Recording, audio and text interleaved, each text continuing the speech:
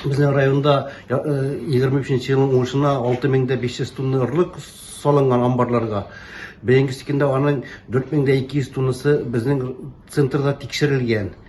Шул текшерулер себебінде біз бетінде аларны шығышқа, шерлерге, hem masa külemlerine bütün bulgan çöplerge bütün nesege tekşirip alarga protokol ispitaniyalar veririz. Rezultatlarını indi. Rayon boyunca arılık küleme yeterlik bar хозяйстволар, яңа оешкан хозяйстволар, бу лидер трит дип әйтәбез инде күтәмә. Алар бәйгесендә орлыкны әзерләү буенча сөйләшүләр алып баралар. Аларның үзләренең салынган орлыклары бәйгесендә юк.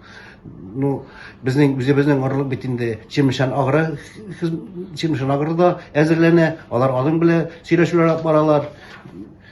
Менә китәбез.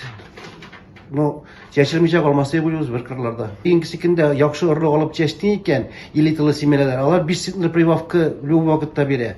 Ник дип әйтсәң дә, масса тыш семьян дип атабыз, масса күләме семьяның. Бөйгесекендә бар 25-тән 30-га хатлык, 40-га хатлык. Менә 40 грамм масса тыш семьян белән чәчкән орлыклар, аларның тамырлары да 6-7 чыга. Бер тамыр 5 центнер урожай дип атала инде. Бу уже көрініп тұра, яқшы ұрлықтан яқшы әйбір алып бұла енді.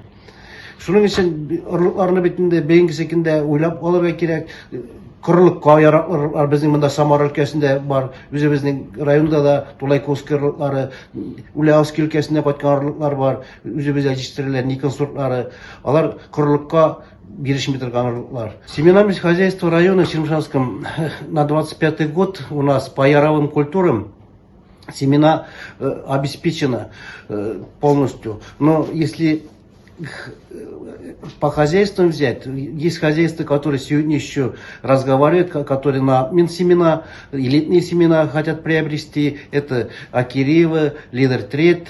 Вот они ищут, пока договариваются, там финансовые вопросы, наверное. А по маржинальным культурам у нас в этом году почти 50% пассивных площадей будет маржинальной культуры. Это подсолнуха, рапс, лен, горчица, конопля.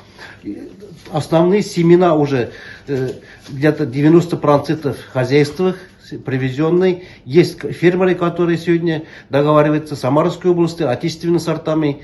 Это семена подсолнухи. Biz beyingisinde koyuyoruz geçminnin nindi şirlerge var eken konide. Bunda koyulayındı. Rolumlu metot boyunca ol jideken tura bizning evet her bir mikroskop arkalı körüne. Bunda nindi balezinler, nindi narsalar var. Beyingisinde mena bu geçmin ağulamagan saktirava etip urlukka kitilgen. Rusça etilgende fitanaliz diye batalayındı ol. Fitanaliz semen. Bu fitanaliz biz хозяйстволарга биргәч күпме плесен, күпме альтернариоз, күпме гильмехтариоз болезньлары бар икәнен күпме әйтеп хозяйстволарга бирәбез һәм алар шул нәтиҗәләр буенча агулар сайлыйлар һәм агулар протравителер семеналарны инде. Менә основном безнең менә бу коричневый пятна уже гильмехтариоз, бу корневой генель дип атала, әйбет, корневой генель. Менә бу семенадән уже чыгука чыккан, анардан дальше больше башак булмый, үләчәк. Всё, үләчәк.